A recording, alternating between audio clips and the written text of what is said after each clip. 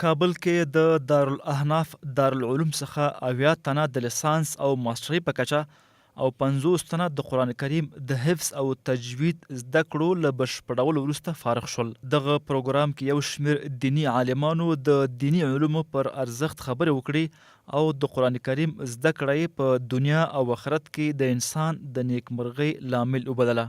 انسانان چې ذکرونه کوي، مراقبه کوي، کشف ورته کیږي، دا نیکان دي. الله دې نیکانو بندگانو سره ملګری دی او دې سره معاونت او امداد کوي. الله دې د په ټولو صفاتو کې د عبدیت صفت ذکر کوي. ولې د اعلی درجه د نفسته هغه اومه درجه د نفسته چې عبودیه مقام ده، د دې نه پورته بل مقام د بنده دپاره نشته. دې مقام ته چې انسان ورسېږي دا ډېر لوړ مقام ده او الله دې موږ تاسو ته واقعي د خپل نفس اصلاح دې موږ نصیب وګرځي.